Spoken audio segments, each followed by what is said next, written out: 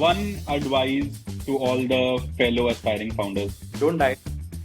I mean, either your business or you yourself. Just make sure that you just are at it. If somebody just sticks to this for super long, if they just don't die as a company and of course as an individual as well, then then they do win. Courage is far more important than intelligence, and courage is also very hard to have. Almost every founder I know has taken a massive pay cut of what they were in a very long term. You can't say that will they win in 5 years? Will they win in 10 years? Will they win in 20 years? You can't say that. Entrepreneurs are in a way economic warriors. They take personal risk. Investors are also economic warriors in that sense. They take capital risk. Early employees are economic warriors. They also take their own personal risk with less of a capital risk and and slightly less of a personal risk also. You can't be rich on salaries. You need to have equity in some other form. Equity is the only reliable large path to get rich. Hello everyone, this is episode 5 of Biz Up, and today I have with me Pratyush Rai, who is the founder and CEO of Merlin AI. Let's have a great conversation with him today.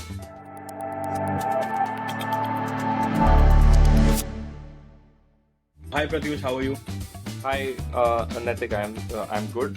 Thank you for inviting us on the podcast. No, please, thank you for joining us, Pratyush. So, Pratyush, for the podcast, I was doing a wee bit of research about you, and I saw that you had studied in IIT Kanpur, then you worked for BCG, and then you started Foyer, which is the parent company of Merlin AI. Correct me if I'm wrong. Yes. So I wanted to understand how did this journey exactly happen? Where did you feel that I should maybe quit BCG, go do my own thing? How did that work out? What was the idea behind it? Yeah. So, at a very core, during even my college, I had not thought about doing a startup directly because in India specifically the environment and culture of doing a startup was not as prominent, at least around me at that point in time. But what ended up happening was that when I was working at BCG along with some of my batchmates from IIT Kanpur, we had one Facebook Messenger group chat. We started to brainstorm a lot around some of the YC videos and some of the Paul Graham essay content which we came across, and that was the kind of the first starting point for us to even consider doing a startup. And as we discussed a lot more, we kind of brainwashed ourselves into leaving our jobs and then starting up a Foyer at that point in time. And I think it has been a very good journey so far. In my opinion, once you start going through a lot of Paul Graham essays and videos around the early days of startup and all, it is very hard to ignore the overall fundamentals of why you should not start a startup, because the kind of ownership you can get, the kind of problems you can solve, and I think those are some of the things which only a startup environment can offer you at that stage of your life. And we very much resonated with that, and and because we all were kind of brainstorming together, created a very right environment for us to come together and start a startup. All right. So you are how many co-founders right now in Foyer? Three co-founders. Three co-founders. And all of you have been friends and batchmates from IIT. Yes. One of my co-founders was my roommate. Other co-founder was my roommate. He used to stay in the room next door. So we were very good friends, and they both were also very good friends because their role numbers was adjacent. So they also interacted a lot. Right. So then how did you exactly point to Merlin AI? This is what we want to do and this is what we want to start. Yeah. So that was a very long journey for us because we originally started with an idea around engineering productivity. We were making an extension to help engineering managers better gauge the productivity of their team. Mhm. That Chrome extension kind of pulled information from some of the tools which engineers use to give analytics to their manager around, like, what projects are moving, what are not moving, and so on. And it was a terrible disaster because, like, we just got 40 users, just got like a few pilots, 3, 4 pilots at that point in time. When we launched Merlin, our original thing was that, like, maybe this can be a good GTM hack for the core product. Like, we felt that was the core product, and this is like, not the main thing. Yeah. And what ended up happening was that in that process, we kind of felt that, like, let's just put in a paywall just for Merlin itself. Like, who knows? Like, maybe some people might be interested in this product in itself. And we did that, and we realized that, like, a lot of people started paying us for what was Merlin. And then, like, kind of we thought that it's better to just double down on something which is, like, clearly working. Um, and um, and another aspect was that, like, I think the timing was super right for something like Merlin, like, because we broadly launched around the similar time when ChatGPT got launched, like a few weeks maybe after that. Because, like, we have been building Chrome extensions, we had a good understanding of how Chrome extensions work. We had created a little bit of infra around, like, mounting things on top of websites. And we kind of, like, one of our early versions of Merlin was just a command K interface, which is something developers use across some of their products. You just press a command plus K or command plus M, and then a pop-up comes out, and then using that pop-up, you can chat with chat on any website. So that was the first core version of Merlin, and that kind of went super viral, and that's how, like, we got our early traction, and we kind of doubled down. Okay. That's interesting. So you started with something else, thought that this might be something to get the audience in to do something else, and that was for engineers' productivity, and now it is for directly for users' productivity, right? Yeah, So yeah, right.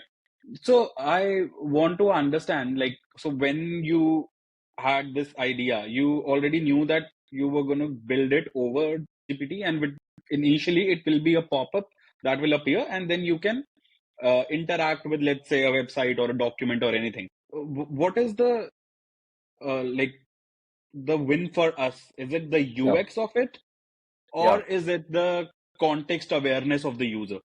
yeah, So yeah.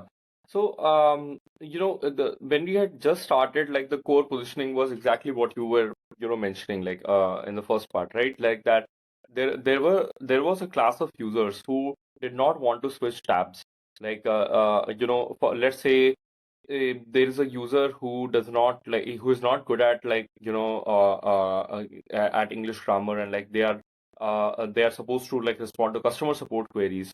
And for them, like, if on the same interface where they are supposed to give a response on whatever customer support platform they are using, if they can, like, just select the context, press command them, utilize that context, like whatever draft they have written, and then give a prompt to Merlin saying that, like, improve this draft, correct the grammar, and so on.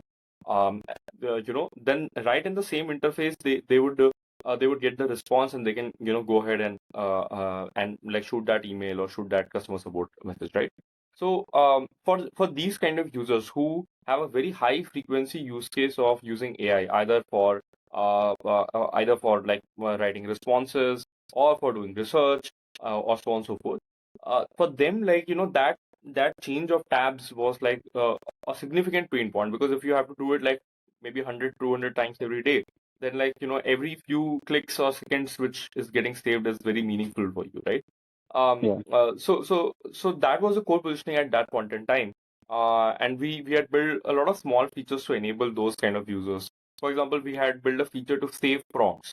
So let's say if you are a customer support rep, you're getting a response in Spanish, but you don't know Spanish, right? So, yeah, there's a save prompt wherein you can just select that text and click on that saved prompt, and then it will convert that Spanish text into English, and so on. Hmm. So Okay. this was a very niche down use case, like, which I'm giving an example of. But like over time, what ended up happening was that like we ended up uh, kind of migrating more towards being a more generalized platform wherein we can offer users a lot of such interfaces to improve their productivity. So let's say we added summarization features, like you can summarize YouTube videos, you can summarize web pages. We added chat related features, so you can chat with web pages where you're like scrolling on essentially where you are at on the browser.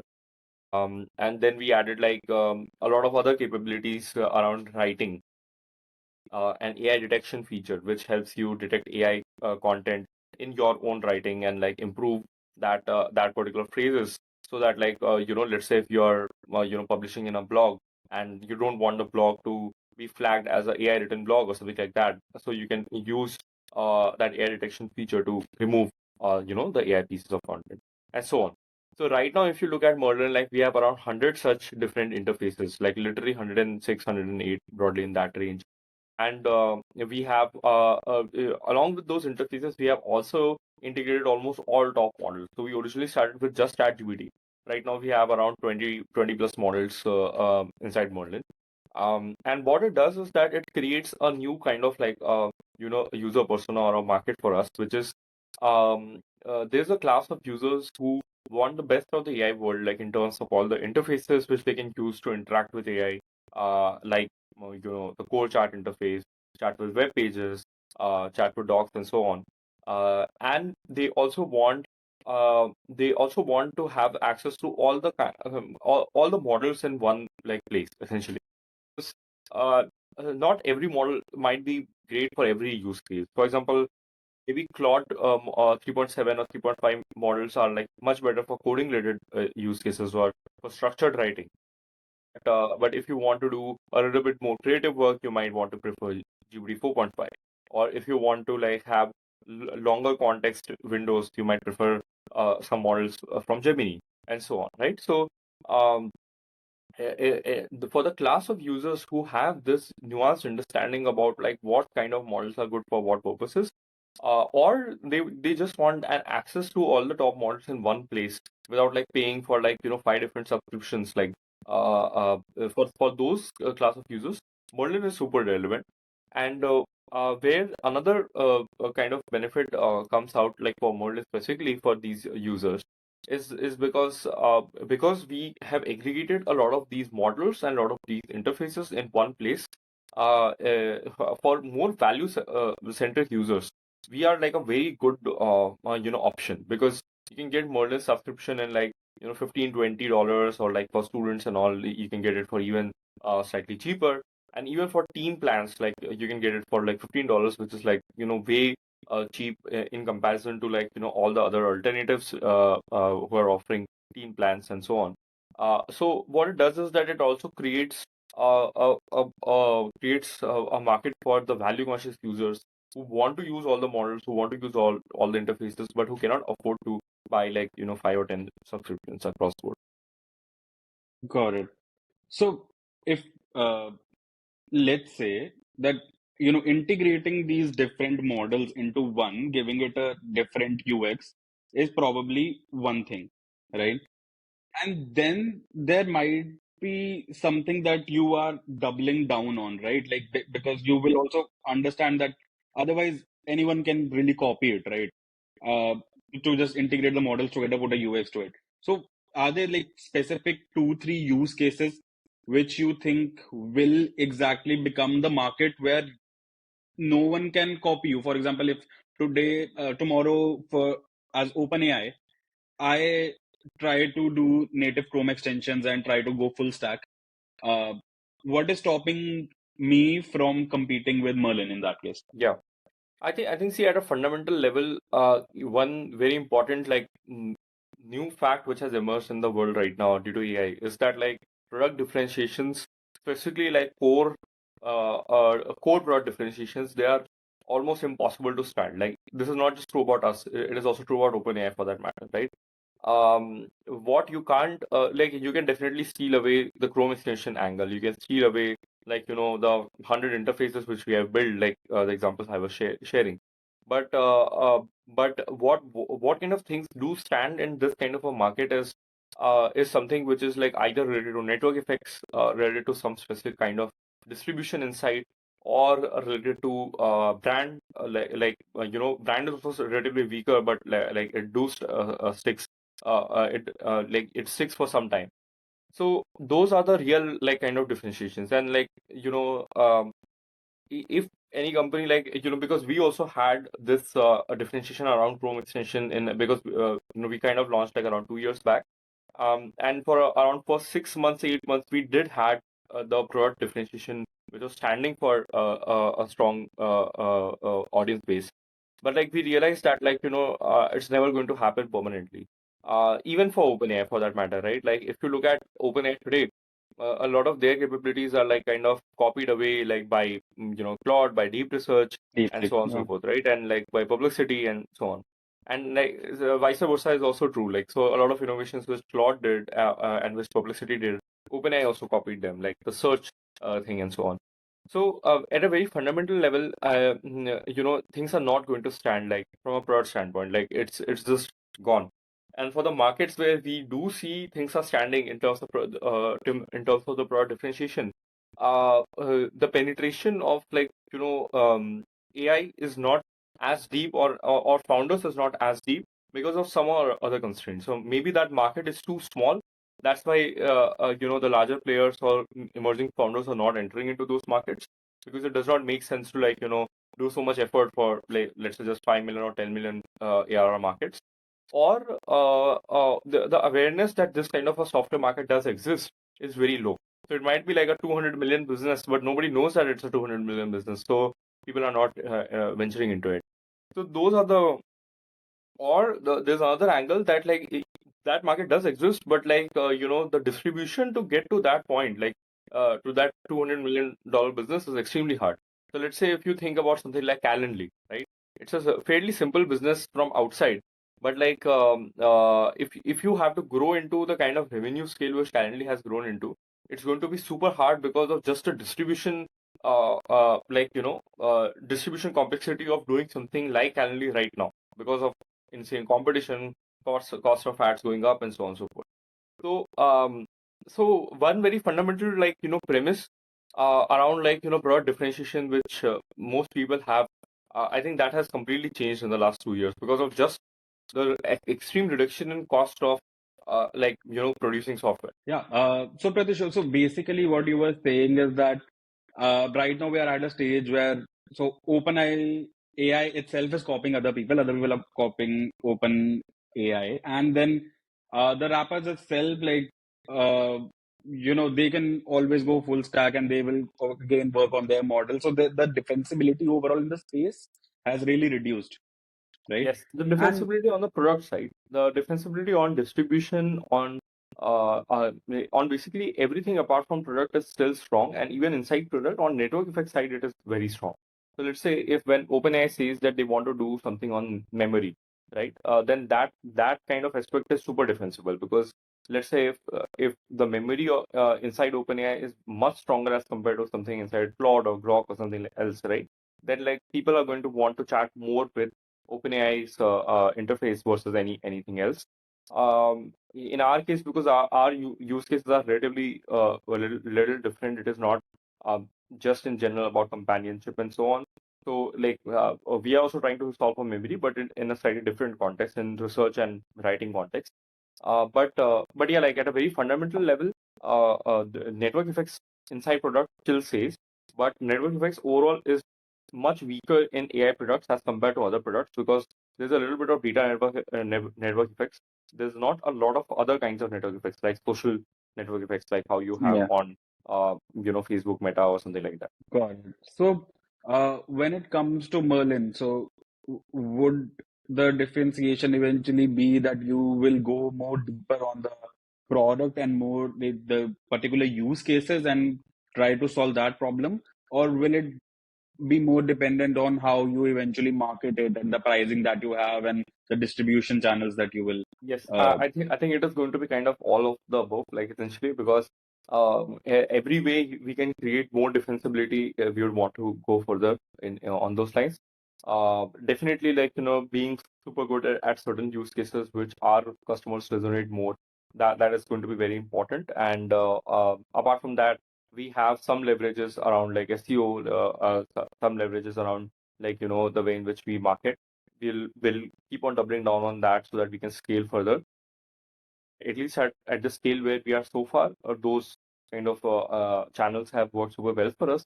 How we can scale to like 100x, 1000x more from this point, that is where like we would have to kind of like understand like whether these channels keep on growing and how we can keep on like distributing further.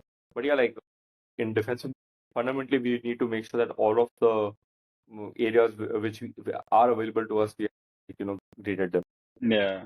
So that the innovation have to be fast enough so Yes, that other people yes, keep catching up, yes, right? yes. And so when we talk about like certain use cases and the user experience that is there, uh, do we uh, are we so the for example the models that we are now using and trying to build above them, are we saying that uh, at this level, is it like more at a browser tab level, or is it actual user modeling that we are doing?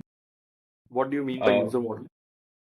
like, for example, if like to really understand like the user behavior and the use case that is pertaining to each website that they're visiting or the document that they're visiting. So, what is the need of the user, and then we try to up the game based on that, or is that something that is not in our control?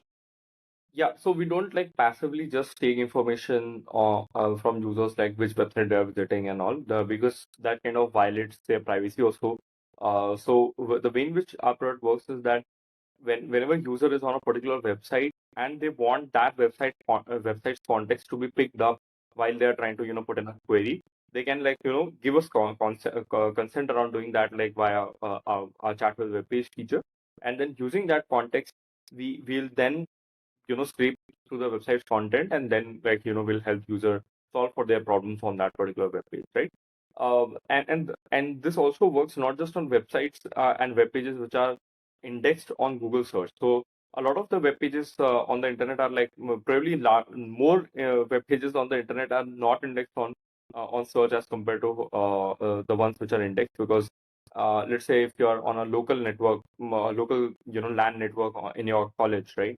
And you have a lot of assignments and internal documents which are just available on that local network. How will you do research on top of them? If so over there, like that chat with web page feature is one of the only options you have, wherein Hmm. you can feed context and so on. Similarly, let's say if in your organization there are a lot of internal documents which are not indexed, how do you pick that information up? So we have something called an MCP integration, like using which you can feed in some of your internal documents as well inside Merlin, and then you can pick that context for chatting, and so on and so forth. Like essentially, information which is not readily available either on the internet or in the form of documents which you can upload. Even those information you can kind of feed inside Merlin to like do research on them, chat with them, and so on. Understood. Understood. Okay, so I kind of like understand like how the product will eventually develop. What about the distribution and marketing strategy? And this I want to also understand. So I personally come from marketing, so I pretty much have an idea. But for people who are trying to build maybe a SaaS AI product or founders, so just to educate, I want to know that what is the ideal marketing distribution channels that you would use to further your product, like Yeah. So it all very much depends on what kind of business you have, what channels you have some understanding on.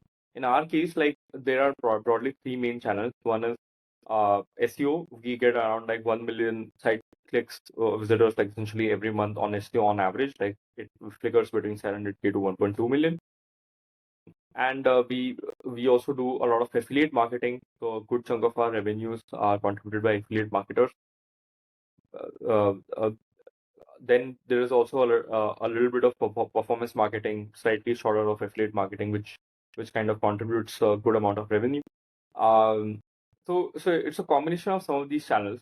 Now, at every point, like we do work on the next set of channels which can potentially contribute us that kind of an upside. And like if you broadly categorize all the potential channels, you have performance related channels, you have search related channels, whether it be Google search SEO, YouTube SEO, or any of the other platform SEOs, right? And YouTube SEO is also super big. Even App Store SEO, basically ASO, App Store optimization, is also fairly strong channel. Uh, these search channels are like very strong.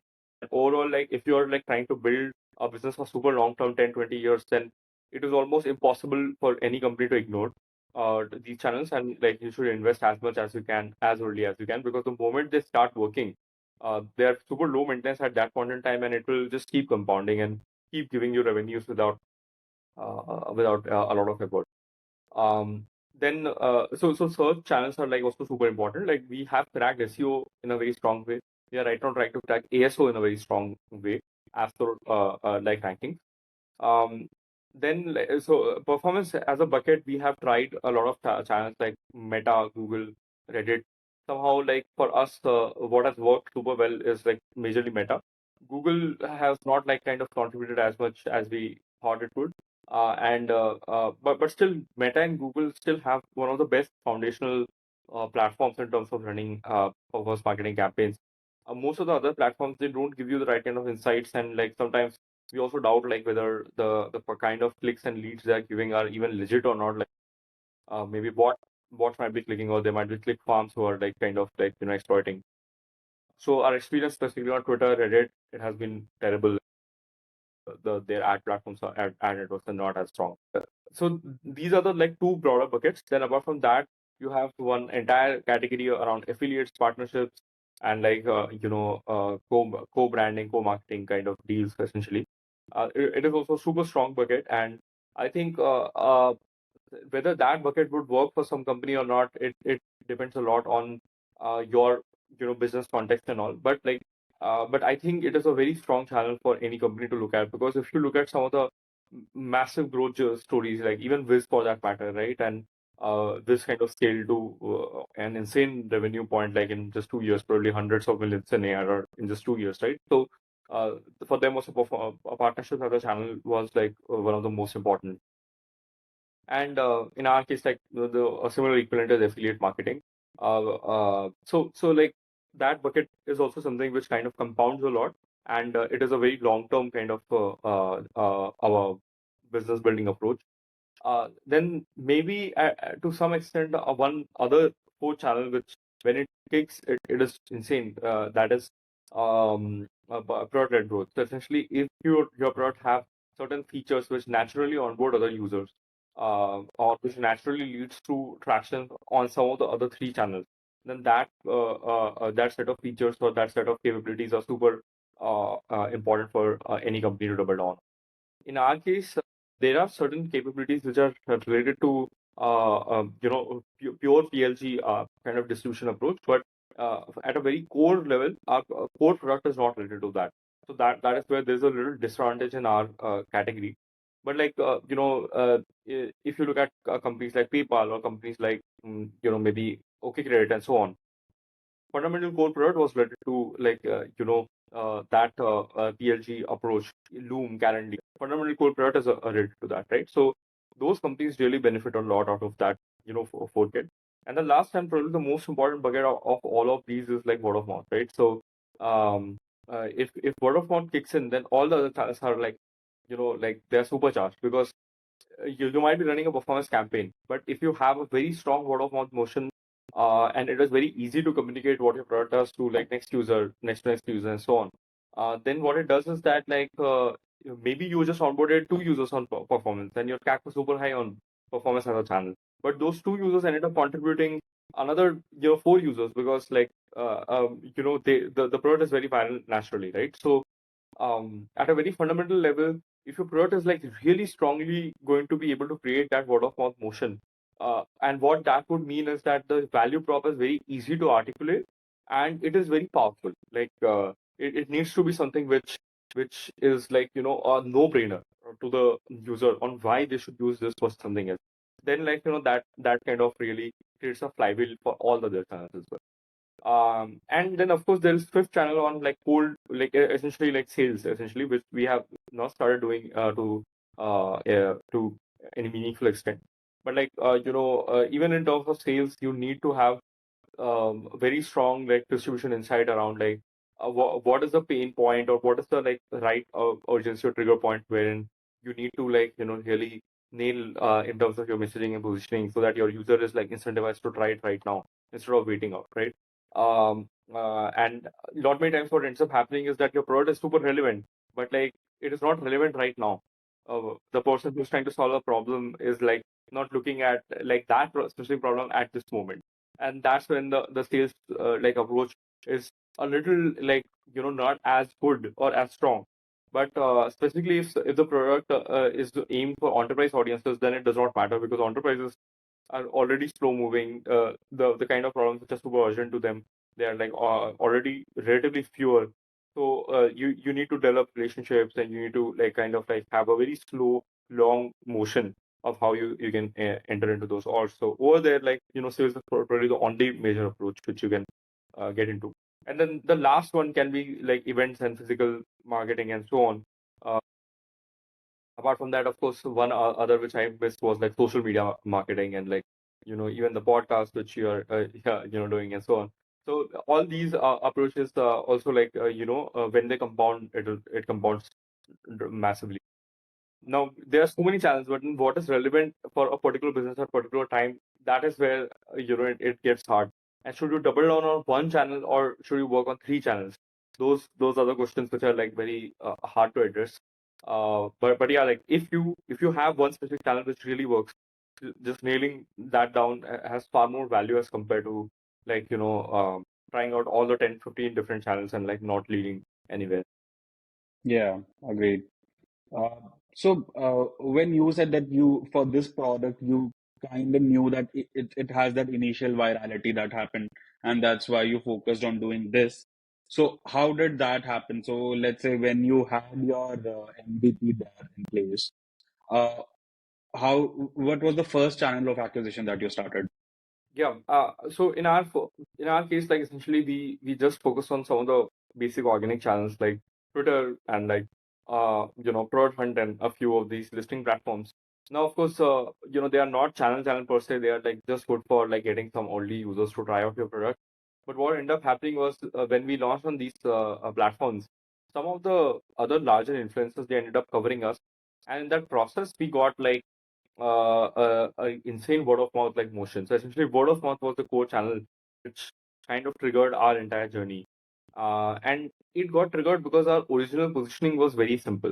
It was press command to get ChatGPT on any website. So chat with ChatGPT on any website, something like that, right? Yeah, It was a got very it. simple positioning, and every positioning has a particular time. You might not like, for example, if let's say 15 years back, somebody came and told you, instead of booking your railway tickets from the platform, go on IRCTC and book it. You would be like, yes, it makes sense. Like, let me go on IRCTC. And then you went on IRCTC, you realized that okay, it's taking you 1 or 2 hours to do the booking because the website is very like slow and messy. And somebody came and told you that maybe don't use IRCTC, use these other platforms which are built on top of IRCTC to book your tickets. You would be like, yes, it makes sense, right? If you go on IRCTC today, IRCTC in itself is very strong and good. So it does not make sense for you to like try out something else apart from IRCTC, right? Uh, so the previous way of solving that problem, if whatever you're doing on top of it, if that way is like really very different and powerful, then like it becomes much easier for you to get your traction and get your user base, right? But if that is not the case, then it is super hard. So if somebody launches something like get press command them to get traction on any website today, then they won't get any traction, because now there are like already like four companies which have solved that, like including us, right? Yeah, And similarly, yeah, similarly now a lot of websites have their own native integrations. Like customer support websites have their own native AI integrations, right? So the people who had that very deep pain point at that point in time are not the same people who might have the same pain point today. So at every point, like as a company, we need to like figure out what is the deep, deepest pain point for a certain set of users right now, which can like give us the next like 10x or 100x or 1000x growth, right? And it might happen that 2 years later, that same pain point might not be the deepest pain point, and you need to like change a little bit. If that remains as the deepest pain point, then you are in a very lucky spot, because then what it means is that like what you're trying to compete against, that thing is like a slow moving incumbent, which is like which is not innovating as much, and you are at a much better spot, because like you can just keep on drilling until the incumbent really wakes up and you know starts innovating as well, right? So Yeah, that is the macro kind of thought process behind how word of mouth kind of worked for us in the early days, and that word of yeah. mouth kind of gave us like probably those 400,000 users. So yeah, that makes sense. So Pratyush, so when uh, let's say you had your first MVP out, uh, was it like your maybe 10th iteration, or you thought like we should just get the product out right now and see the user's response and then learn from that and make some other iterations? Because I think whether to go with your MVP right now or not right now is a big question that people have in their mind. So how did you go about it? I think at least for Merlin, it was probably like our first to second iteration itself. Like we had not iterated as much. Like there was one version of Merlin called Google, which was before that, but that kind of like was not viral. So it was probably second iteration you can consider. But in my opinion, like it's better to like there are only very few markets where you need to have a super solid and like very polished product in the first go. Maybe like anything where like the cost of getting wrong is like super high, like healthcare or like finance, like kind of big bank finance, those kind of stuff. Uh, but like for most other markets, like you can launch very quickly. And the good thing is that now there are a lot of very good tools, so that like whatever you launch, it does not look shabby. It is fairly polished and reliable. You can make sure that those things are there. Like AI has really solved a lot of these problems, and even before AI, the kind of component libraries which are available to work on and design on top of, they are like super good. So you can launch something which looks good and which works well in a strong way in a very short amount of time. So it's better to like launch quickly as compared to like just brainstorming a lot and iterating but having no users and no customers. Yeah, right. So you said that you are three co-founders, right? You are so at heart, are you like a so you are on the tech side, you're a coder? No, like so I'm the CEO and I primarily look at marketing and some of the other like business related stuff. My other Right. co-founder, my CTO, my two other co-founders, one is CTO, one is CPO. The CTO looks in the Okay. tech side, and the CPO looks at more of the product side and design. You look at more of the marketing, and Yes. did that come from the BCG experience that you had? Uh, Um, Kind of like what it brought came out of like our own like iterations. So essentially, at BCG, I did not learn marketing like in a more direct way. hmm, What really helped me at BCG was like just understanding how just the broader business world works. Like essentially, yeah.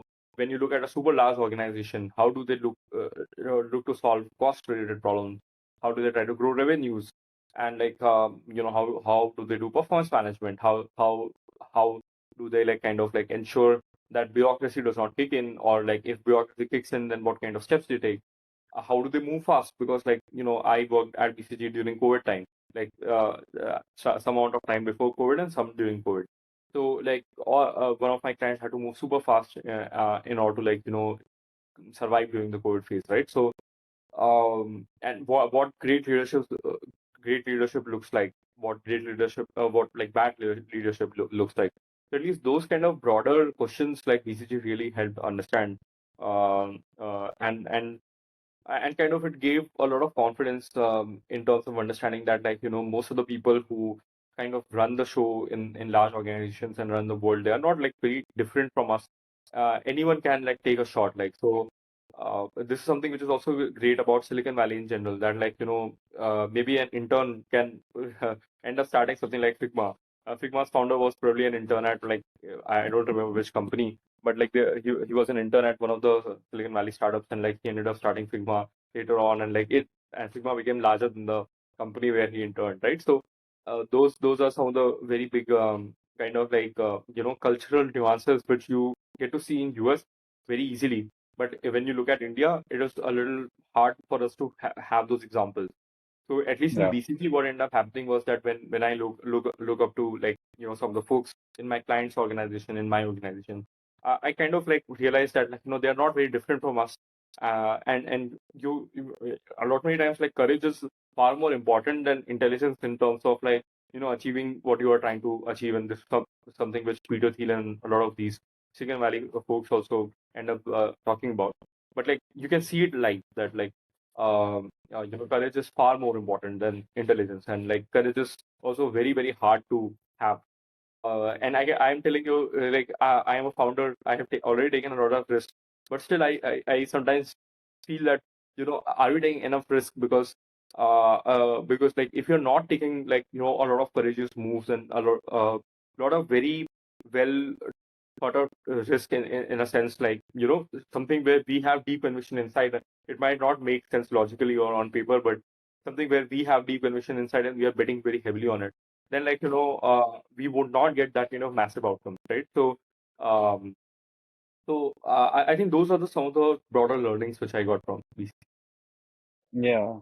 Yeah. That's actually I think a beautiful thing that you said was that courage is sometimes more important than intelligence, Yeah, right? yeah, Yeah, I think I totally agree. I've also found that sometimes wherever you go and like people are basically kind of the same after a level, right? And then they're like, if they can do it, we can do it. It's just the matter of doing it. So yes, when yes. you decided to do it, uh, so how did the move to the US happen? And how did the like did if you guys raised any funding, how did that happen? So I think so we moved, like we are still like kind of like halfway in India and halfway in US, because at least we are trying that at least one of us like in one of the founders is in US and one of the founders is back in India all the time, so that like there is a strong cultural connect as well with the larger team, and we also have a very deep understanding of how like the overall market is evolving, AI market is evolving back in like back over here in US, right? So this shift kind of happened like probably 1 or 2 years in one and a half years in inside our journey. Start like once we reached our first round, and then like we reached our second round, and then we kind of decided to do this. But like if you look at the other part of the question, which is like on the fundraising part, right? Like so in our case, like we were super lucky to find a very, very strong anchor investor in form of Better Capital, who really resonated with our kind of original perspective on how we want to build. So even though the product kind of evolved a lot, but the overall like philosophy on how we want to build in terms of keeping our burn rate low, having a lean team, really focusing strongly on the product and on distribution. Those are some of the things which really resonated very well with us, and we were super lucky that he led our pre-seed round. Then later on, like for our series also, we found investors who were fairly aligned with our thesis around like how we were building Merlin, and like what Merlin was at that point in time. And that's why like broadly like we were able to raise funds in a relatively, in my opinion, relatively smoother way in both these parts, because of just the alignment and how we thought about it essentially. And broadly, like in terms of fundraising, you need to be a very genuine person, and you want your investors also to be a very genuine human, right? Like because you need to, it's almost like a marriage. You need to work with them for super long, like probably a decade or two, right? So you want that, if you want that marriage to be super successful, you want it to be based on very trustworthy relationship and so on. And um, and and that's why like what we also try to do is overall, like since our day one with all of our investors, like whenever we chat with them, we prefer to have first of all an in-person chat, or something like that, like a video call. And over there, like we try to run them through whatever, like we are doing at a macro level, whatever depth they want to go. We try to double down on that, and then like take their inputs in the right way. So and we have also been very lucky that like with most of our investors, we are super aligned in terms of like how we want to build and how they are like thinking about like what's the right process to build, and that in itself is a kind of like more of a luck factor as compared to something you can engineer. Yeah. So you so the investors that you're talking about, so they are Silicon Valley investors, they're US investors, and So, some of them are based in Silicon Valley, some of them are based in India, and so on. Like some of our angel investors are broadly spread across the world. But yeah, like angel investors are relatively less active with us. Like we, broadly chat with some of them like once in a year, twice in a year. But like our lead investors, like Better Capital for that matter, like he has invested in a lot of companies which have permanently moved to US and like permanently started in US and so on. So, so yeah, like but they do also invest back in India. So they are also in both the boats, and our other investors they are primarily based in US. oh, okay. And you have decided to go to the US because primarily your market is in the US? Yes, yes. Uh, Almost half of our paying customers are in US, and broadly like it's also about the local network, right? Like so, for example, we started our company in Bangalore, even though like we could have started anywhere in India. We started in Bangalore because of the startup ecosystem around, right? As far as I understand, even Wishup has probably moved to Bangalore office, like and they have, yeah, yeah. and you will see like the kind of culture you have in Bangalore, you'll feel that difference because almost half of the product-led companies are kind of like started in Bangalore, right? So there's a lot of local ecosystem. It is also there in Delhi and in Mumbai, but like in Bangalore, the density is relatively higher. And similarly, like if you look at the global landscape, then what Bangalore is to India, Silicon Valley is to US, right? So that's why it makes a lot of sense to just be in this ecosystem so that your learning also far improves very quickly, and essentially you make sure that like you also are aware on what is happening in the overall AI landscape and overall like tech landscape in general. Yeah. So when you now that you like live in the US for some time, come back to India, Yep. and you kind of like have experienced both Silicon Valley of the US and India. Hmm. What are what are the basic you would say are the differences in the startup ecosystems between the two countries? Because US is obviously way more established than India. India is still not that new, but still relatively very new to the US startup ecosystem. Are there some learnings that the Indian startup ecosystem should take from the US startup ecosystem? I think both can learn from each other to a good extent. One definitely major learning which Indian startup founders and Indian startup ecosystem can broadly take is to be more ambitious, right? Like because in US you can I mean, like a lot of startups over here operate on a far lower runway, and they kind of aim for a far grander and more like a larger vision problem as compared to what we see in India. But like on the other side, you can also really empathize with where Indian startup community is coming from, right? Like we are a capital starved market. Most of the time, like in US, if you are a failed founder, you still have 4, 5 other options. You can still start another startup, and you can make it work. That is not true about India. It is very hard. If you are a failed founder, like essentially you gave a shot, it did not work out. It is extremely hard to again restart and like get going in the local ecosystem because it is a capital start market. There are very few investors. There are those investors who are there in India also broadly kind of like have a uniform perspective on the market. So what ends up happening is that the amount of contrarian bets which investors can take is far lower because maybe one investor is contrarian about one market, but they are like consensus about the other markets, right? So the number of contrarian bets which you can potentially take in India, they are very few. On the other side, like probably in India you might have 40 VCs overall, and US you might have 700. So there is literally like a 10 to 20x more volume of VC capital, like VC investors And if you look at the volume of amount of funds which is available, it is even higher. So what it does is that it broadly creates a dynamic where you have more number of potential contrarian bets you can potentially take in US. And the second thing is that, like, if you look at even the best investors, they have made more money on as contrarian of a bet as it is possible. They have not made like larger money on, like, consensus bets. Whereas if you look at the Indian ecosystem has made a lot more money on consensus bets, right? Like, if you look at, like, almost all the large companies in India, they are either like related to e-commerce or related to like SaaS and so on, and a lot of these sectors are fairly consensus as compared to like a lot of companies which started back in US and like are super large right now, right? So so that's one of the broader, like, perspectives. Like in India, we have less ambitious bets, we have less ambitious founders, but it is given the market context. It's not that, like, Indian founders are like, doing it wrong.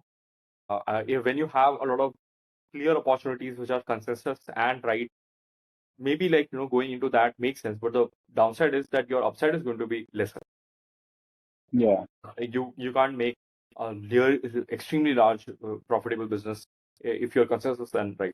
Yeah, those are the macro dynamics. And what US founders can learn from Indian founders is grit, because, like, if you look at a very macro level, because of opportunity cost and because of, the the notion that feeling is okay, people sometimes, like, don't optimize for success. They are okay with failure.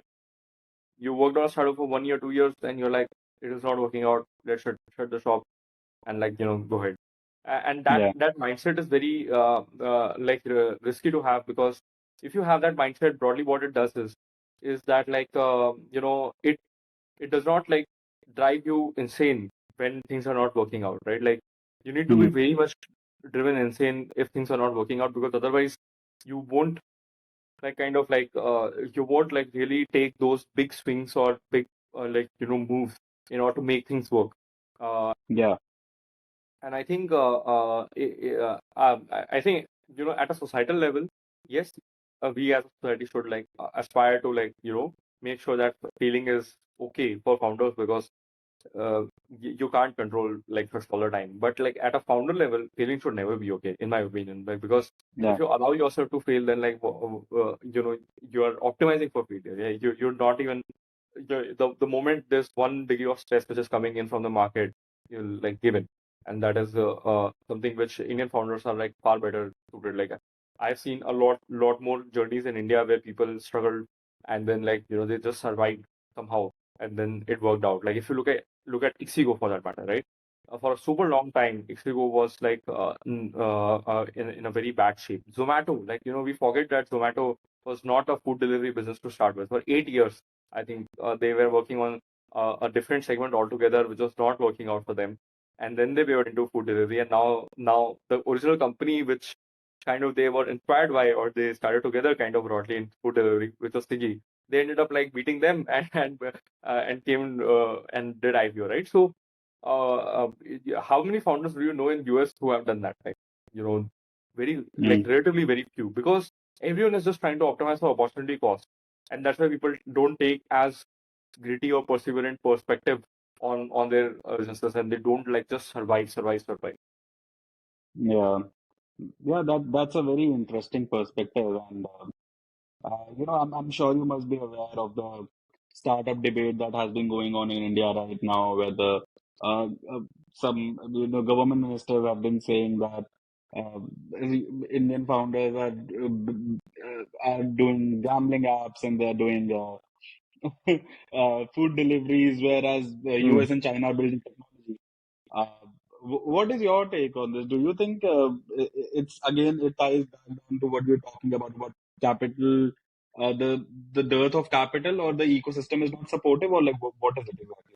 I think where he comes from, I can totally understand that. Like, because as a minister, you really want the semiconductor, like, industry and the entire, like, the chips manufacturing, electronics, hardware, all of these things to grow. And you don't see a lot of founders take bets on that, right? Like, but, like, there are two ways to look at it. One is that as a founder, everyone around you is going to complain. Your employees are going to complain, investors are going to complain, your ministers are going to complain, everyone is going to complain that this is not happening, that is not happening. What can you do about it? You're answerable to literally everyone, right? Like, customers, founder, employees, investors, ministers, you're answerable to literally everyone. So, one perspective you have in mind is that, okay, it's a very right problem. We want to solve for that. We want to make sure that, we build hardware, and we will do whatever it takes to build hardware. Now, what does it take to build hardware, right? You need an ecosystem where there is talent, where the cost of experimentation, iteration, and all is low, where you can, potentially ship fast. You have investment available to some extent because, of course, like you need some capital. Even if it is few lakhs, you need that to get started, right? And if you just think about it, that I want to build hardware, I want Indians to get involved in building hardware. When you logically think from that problem, you'll land on that the best place is probably Shenzhen. Because over there are literally shopping malls where you can go and like get early prototypes done. Like, you can't get it done in US, you can't get it done in probably anywhere else. Now, yes, you can say that then the expertise is getting built in China, but you can also say that if you really just want Indians to be involved in building this process, to have that chip designs available, to have that understanding available on what kind of talent you need, and to have even your employees be involved, or your shareholders being involved, or your customers being involved, whatever, right?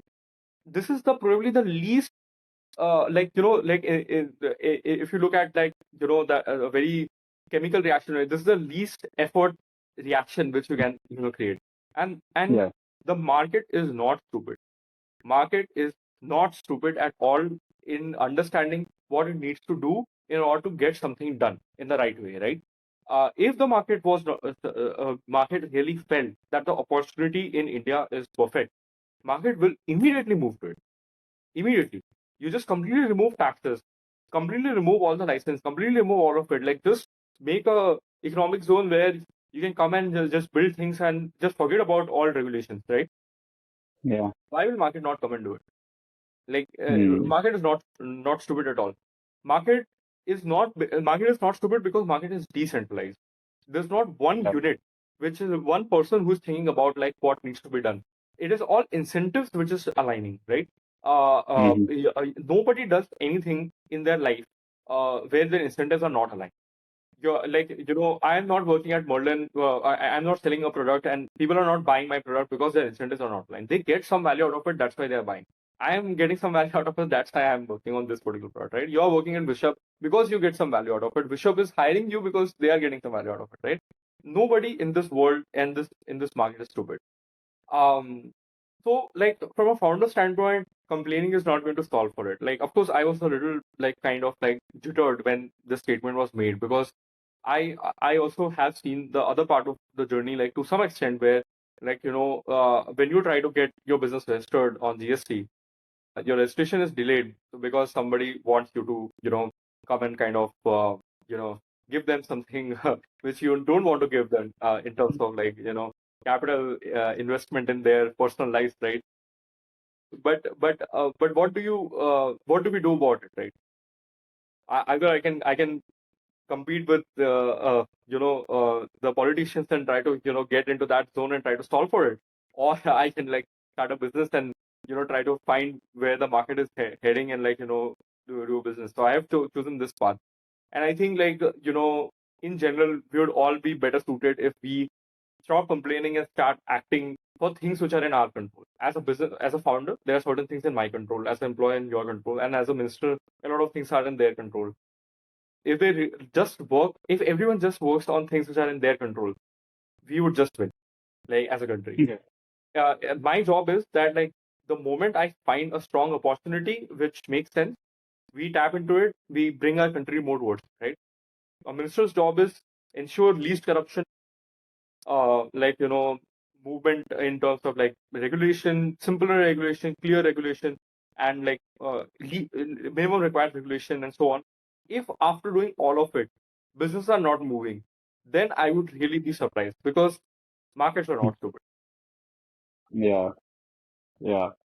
So now that we have like delved into the politics of it as well, let me just also ask you that right now the political climate in the US, are Indian or Indian American founders, or all the people who are like coming from outside trying to work and still trying to build the American dream, that are they scared right now? I don't think so. Like America is a country it is because so freedom maxing in general, and in general to some extent like the typical American citizen, you should not bet against them. Broadly, they are this country is broadly like built extremely strongly on the foundations of personal liberty and freedom and so on, and it is entrepreneurial to its core. Like everything from the start of this country to where it is right now, if you look at it, it is so entrepreneurial. Like if you look at it, India has a very strong spiritual religious foundations, and that has even higher advantages to us as compared to US. But if you look at US, its foundation is like entrepreneurial, like in nature, right? Like you fought against royalty to set up a country on your own. The foundation of that country is on rule of law.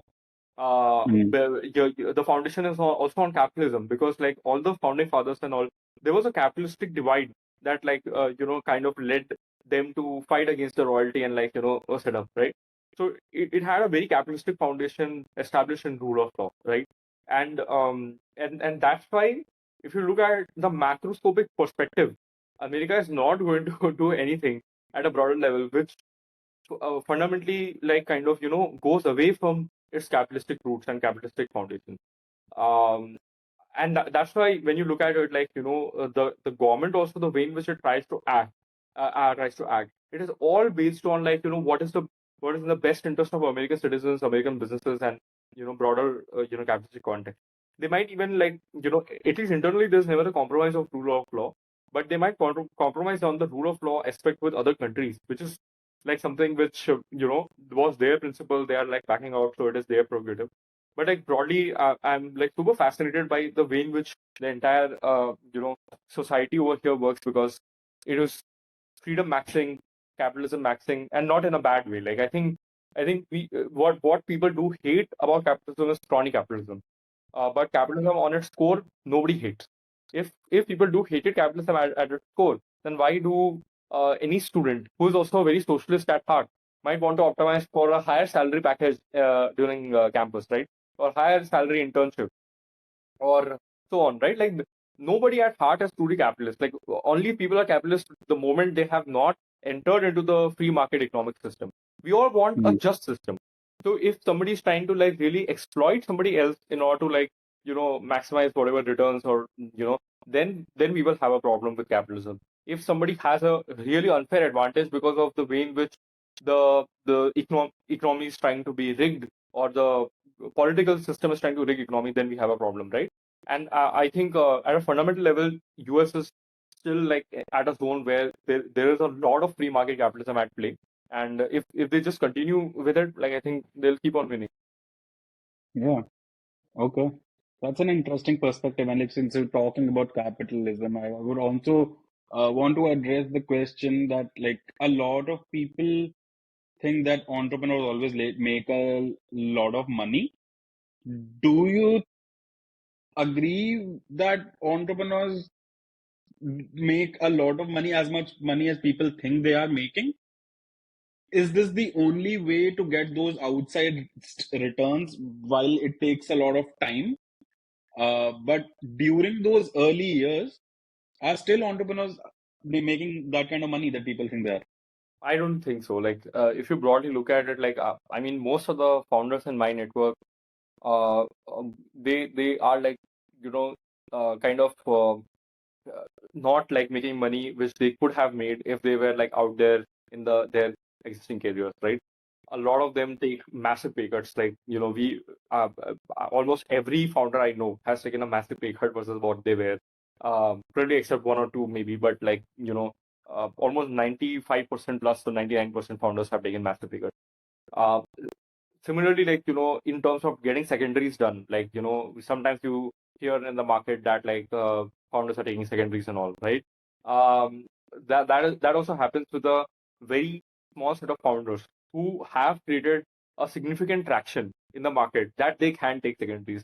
And I think to an extent, like if you look at it, uh, you only hear the success stories in terms of the founders, like getting rich and big and whatever, right? If you look at all the success stories, there might be probably 10 times, 5 times higher number of founders who worked equally hard, who were equally smart, who were probably more courageous, and they did not land anywhere. In the and because of whatever factors, right?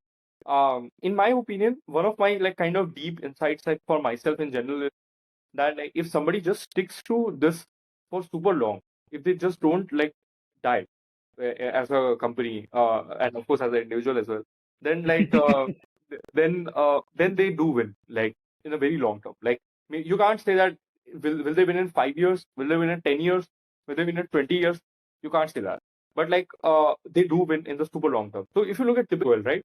If you were just 5 years in the journey of Zomato, you might feel it's a struggling company failing to survive.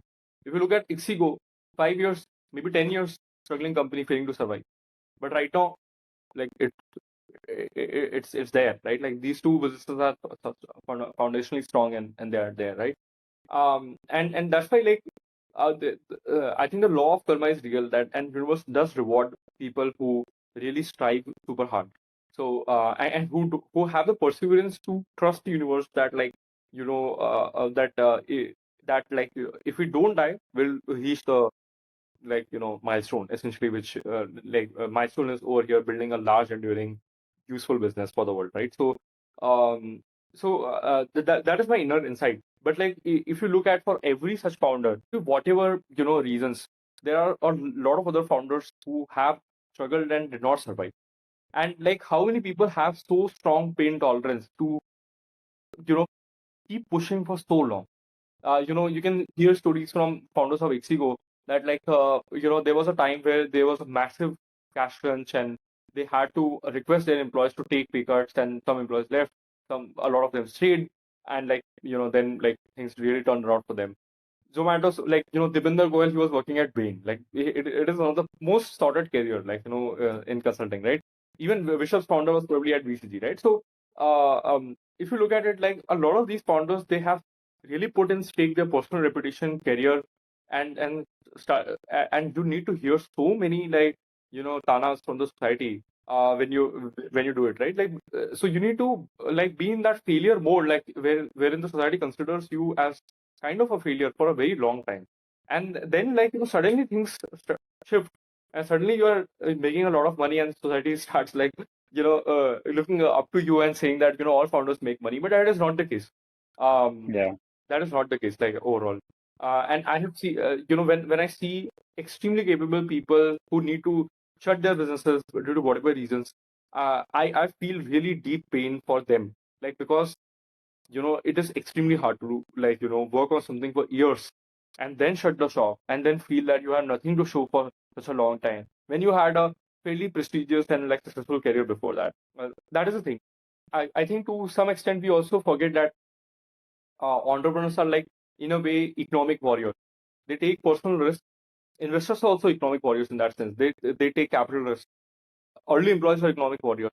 They also take their own personal risk with less of a capital risk, and like and slightly less of a personal risk also. Any early employees who, let's say, stays for 5 or 10 years, they are taking true personal risk because they are like attaching everything with the company, like but otherwise, like if somebody is in that zone that like for 1 year I work, 2 years I work, then I'll change the job, then there is a less personal risk associated, right? So Yeah. if somebody's saying personal risk, capital risk, time risk, spending a lot of time on that, and then like driving things, and then they're getting a good outcome, we should essentially cheer them up. We should not like pull them down, that like they just got lucky or whatever. Like I don't think anybody gets lucky in startup tech, and if somebody has got lucky, I a lot of times like feel that okay, like we should feel good about them, that like it is so hard to get lucky also. At least somebody got lucky, so good for them at least, right? Right. Yeah, exactly. I mean, since like it as you said, like maybe 1 or 2% of founders actually make it that big that people hear that, they hear it in the news and like, okay, they're making a lot of money. But there's so much struggle involved in the early years. And, if I talk about founders, like you said, a lot of opportunity cost, a lot of risk, still trying to be at it for years, trying to do it. What do you think, like in the core, what drives them to do this? Like for you maybe, or for people that you know are founders, what is that thing like? So some people say that this is just this childhood trauma that people have that fills a void that they want to fill with the company that they've built, and people have their own psychological theories about it. But what do you think, like what drives you really, and what drives people that you've seen around? I think different things drive different people. I mean, I know a lot of people when they start, there's a drive for like making money and so on, but like it does not survive a lot. Maybe 1 or 2 years, and you'll realize that it's not an efficient part to make a lot of money. More efficient would be to join some other startup like which is like at a very nice growth stage. Let's say if you would have joined Zomato in 2015 and you would have stayed till IPO, you would have made a lot of money and so on, right? But like for most people, the worldly like kind of things like money or fame and so on, it kind of subsides. It might be there, but it subsides as time progresses. At least in my case, I read this one particular essay by Paul Graham, like Life is Short. And that essay kind of really moved me. I really remember it was one of the super pivotal points in my way of looking at world.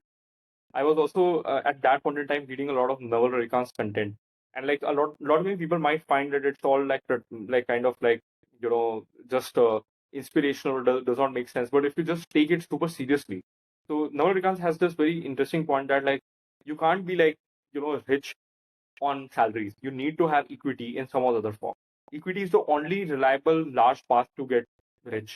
You can get equity in form of investments, in form of like starting your own thing, in form of being an early employee and getting equity in the company and so on. But you can't have it like any other way. Only equity is the true reliable path of being rich over time. So and the equity mindset is very different from a salary mindset, like at a very fundamental level. Salary mindset is more about you spending time and then you getting paid for that time, and like your essential output is linked to time. So even if you like become super senior and you're earning 10 crores of a salary, whatever, right? What ends up happening is that entire 10 crores, it's linked with time, and you are at a like what you call it, like um, at a different kind of systematic risk that if your industry kind of messes up, your salary will like kind of crumble, right? And like what ends up happening is because there is a gradual progress, you keep on upgrading your lifestyle. So at 10 crores of a salary, you would be probably spending 7 crores or 5 crores or whatever. And that kind of creates a lot of like systematic risk in your mind that if I lose this job, what hell will break loose on me and like whatever, right? On the other side, equity mindset is very different. In equity mindset, you stay like a poor person like for a super long time. Like for example, like our business is currently doing a good amount of revenue, and like but that revenue does not translate into my own personal income.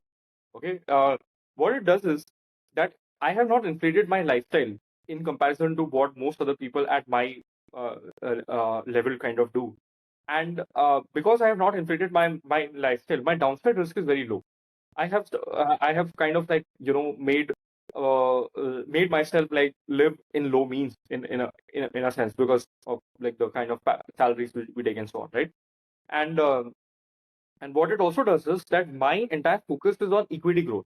Equity growth is related to business growth, and business growth is something which compounds. Your salary and those kind of things are not going to compound. It is a linear thing, whereas businesses do compound. The growth rate of a business can be far higher than the growth rate of somebody's salary because of just the nature of things. You're selling products, you're ensuring distribution, and like those all things end up compounding. If your business is like fixing 3x like every year, then like that is a compound rate. Now, how many times can you see somebody's salary 10x in a year, right? So Yeah. when somebody's business 10x's in terms of revenue, profitability, or whatever, and they own stocks, then indirectly, with a very high tail risk, their income is also 10xing every year, right? Because they Yeah. own the stocks. But that is not true about salary.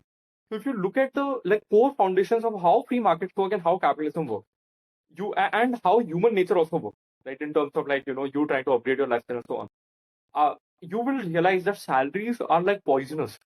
There's a dialogue by this Nassim Nicholas Taleb that like three addictions you should always avoid: sugar, heroin, and salary.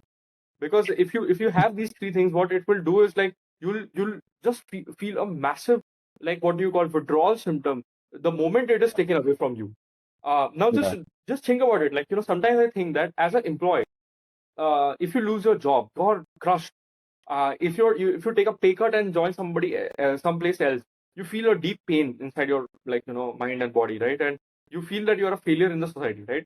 On the other side, as a business, even if you're running a shop, if there are 2 bad months, okay, your revenue went down, you can also put down your cost and you can still be profitable, right? And you can still survive. And what it does is it just makes you feel invincible. Just think about it. For a Uber driver, if they're not getting good revenues on Uber, they can shift to Rapido. They can shift to, like, 10 different apps. If they're not able to, like, make money on their cab, they can sell their car and buy a auto rickshaw. They can sell their auto rickshaw, buy a bike taxi.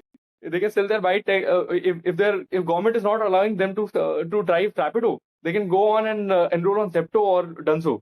So just imagine that, like, for them, they are working in a free market dynamic. The moment they feel that Zepto is not paying them enough and they need to go on Blinkit, immediately they can shift on Blinkit and they can survive.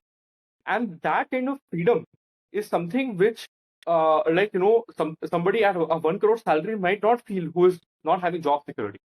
They might feel that they are losing even when they have 1 crore of a salary. On the other side, for somebody who is living at low means and who is able to, like, feel satisfied at like 15-20,000 of salary on Zepto or whatever, like they might feel it, right? And for a fairly good amount of time, like when we were not funded, my own personal spendings was around like 15-20,000 a month, like for around 1 year of phase, right? And that kind of brings you insane amount of freedom. Like, just imagine, like, if you can survive on 15-20,000 a month, we kind of, like, I myself survived for around a year or so. Maybe I'm not sure if it was 20,000, maybe 25,000, but definitely not more than 30,000. I remember clearly that because I did my math. So if you can survive on such low amount of money, you're invincible. You can do anything. You feel like, insane amount of power, right? And then you can, like, also think about, like, the way in which economics works and society works. Stocks compound much faster, much better as compared to, like, salaries. And, like, you can take those kind of tail risks if nobody is, like, is dependent on you, and then you will be more inspired to, like, do take a lot of those heavy risks. So that's one of the things which kind of really moved my perspective, reading Paul Ram essays and Naval Ravikant, and, like, understanding just these very basic fundamental facts which all of us know, but we don't internalize it. Yeah. Yeah, actually, that also makes a lot of sense, right? I mean, salaries grow, your lifestyle grows. You get in the get stuck in the cycle of EMIs is what I call it, right? And then 1 month you don't have it, and then suddenly you're in debt, and then it's like, Yes. okay, what do I do now? Yeah.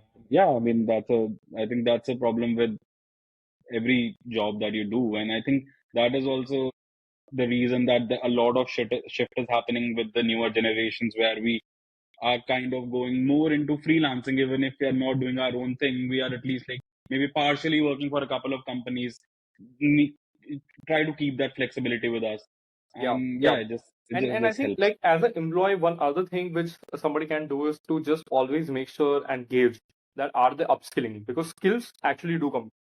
Learning and, being aware about what market is doing, like, so maybe as a marketer, understanding, like, what are the new tools which are utilizing it in our own companies, and, like, trying to experiment as a designer, designing different kind of products, having our own small pet projects and so on. These are super useful because learnings do come.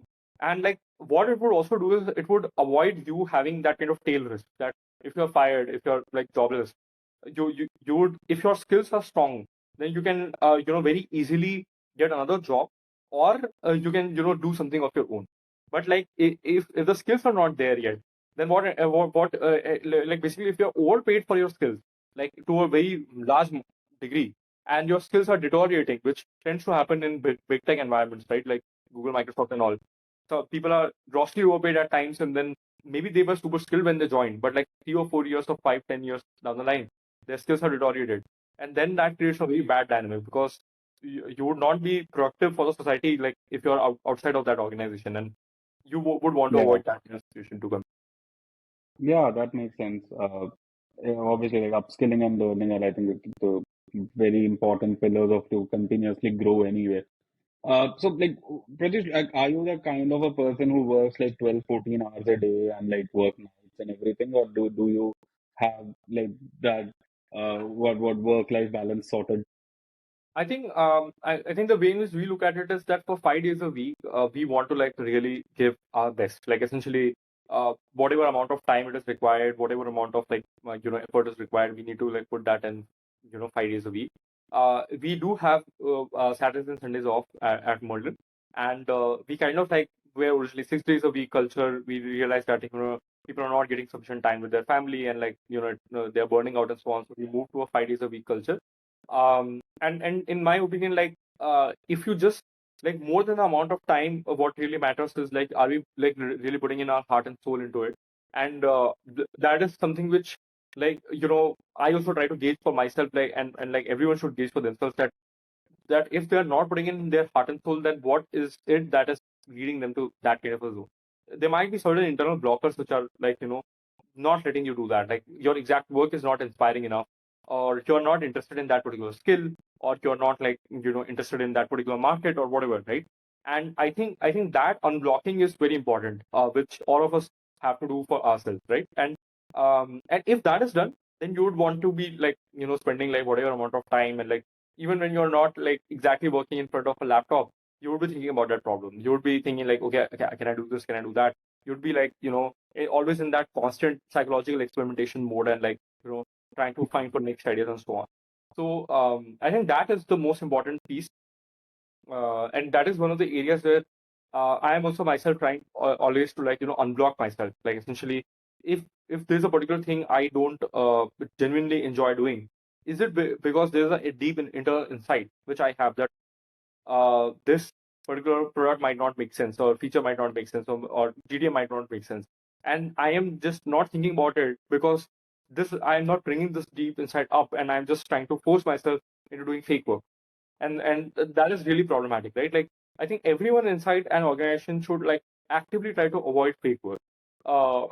If they're trying to work on something for the sake of like just crying out without having that deep conviction, then like we are wasting our time because we have limited time, and that time to should be ideally spent into only activities which require high degree of conviction, and where we are like having that gut feeling that things might work. That gut feeling might come out of data, might come out of customer insights, might come out of some internal motivation we have, or internal vision or insight we have, right?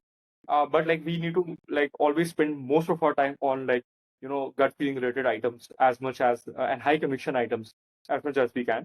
And there's also a requirement of doing disagree and commit, like kind of a thing, right, internally with the team. So it might happen that you yourself might not have that gut feeling for a particular project, but somebody else in the team has, and you need to work with them because like it also overlaps with your domain. So over there also, if anybody in the team has deep conviction into something, I think it is our responsibility to support them into getting that conviction out, and like doing the best possible execution of that conviction as much as possible. And of course, like we should ourselves also have, everyone has certain items where they have deep convictions on, and they should like chat with others to understand why it makes sense or does not make sense and try to figure out.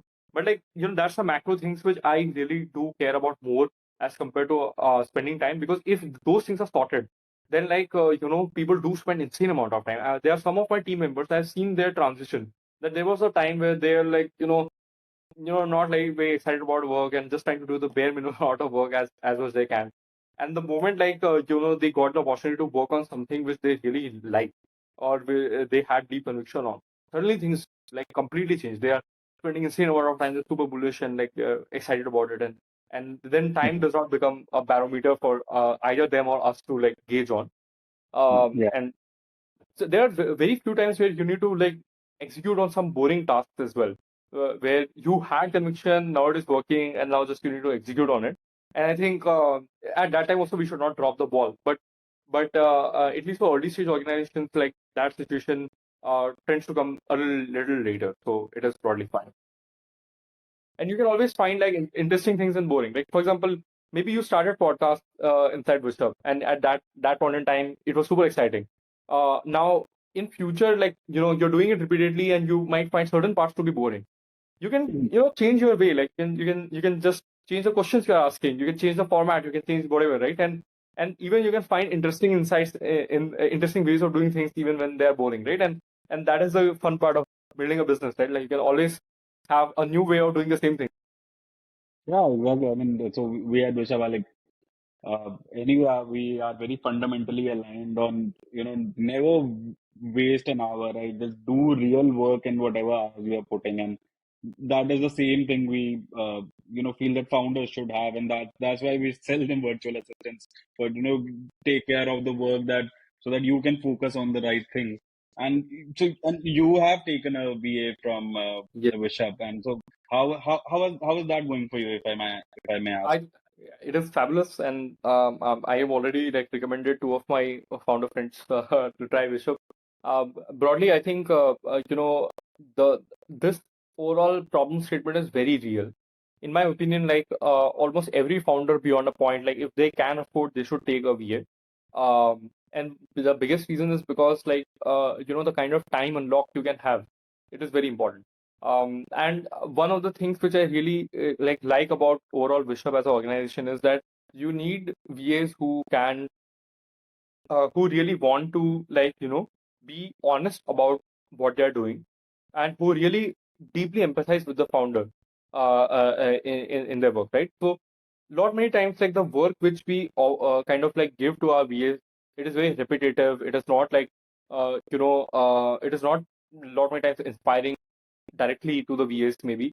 But like if you empathize with the founder, you realize that that apart from the founder, sometimes those work nobody else can do inside the organization, and that's the reason why it is so important. Yeah. Like even small items like booking the travel itinerary, right? Uh, um, if there was no VA, who else would have done this? The founders themselves. And Yeah. almost every founder has been in that shoe. And like what it does is that it might be that it would be just a 10-minute task, but like because of the 10-minute task, your psychological bandwidth, instead of spending time on that product or marketing or whatever, it goes into like trying to book find the right itinerary for your travel plans, right? And that is not worthwhile in my opinion. Like I think we should take very less decisions which are super important as compared to taking like hundreds of decisions which are of really less importance. And Yeah. and that's why like for most of my founder friends also, like when they ask me like Bishop is fairly expensive, Panatikana and so on, like when they stay, right, I sometimes have this very clear explanation that like what you want is honesty, reliability, discipline, and over communication and those kind of things. And like those things deserve the kind of like a cost structure which Bishop offers, like because of just the training and the discipline and so on, which the Bishop team brings in, right? And sooner or later, I think everyone realizes that, like it is super important. And just the kind of value it can also add, like for B2B companies to like make sure that they do not forget their customers, they interact with them repeatedly, they have the right connects. Also for founders to have the right connects with their other set of folks. Yeah, the VAs also help make sure that like the personal like network and all those kind of things are taken care of. So I think every part of like what a VA does, it is super important. And as AI grows, the usefulness of a VA would even further increase. So it's not Yeah. like I think it's like using AI to kind of get done with some of the things which a VA does. I think VAs are like the second like brain for a founder for a lot of the things which a founder has to do, right? And with AI, I think that is going to further enhance the productivity of VAs which a founder does. That's why I'm super bullish on what Wishup does, and like I really almost kind of suggest all founders who are in a zone to afford a VA to actually take a VA. Well, thank you very much for the kind words. And So Pratish, so before we end the podcast, I have this little section, uh, which is kind of a rapid fire, and I will ask you five very quick questions. You give me five very quick answers. Okay? Yeah. Let me just open it up. Okay. So, question number one. Okay. Can you tell me one AI trend that you secretly think is overhyped? AI trend, Yeah, like AI use case which you think is overhyped. AI use case. I don't think there is literally any. I think almost everything is probably either sufficiently hyped or underhyped to some extent. Okay. Okay. Cloud, Llama, Gemini, Grok, Deep. Who will win in the next 12 months? Most likely ChatGPT.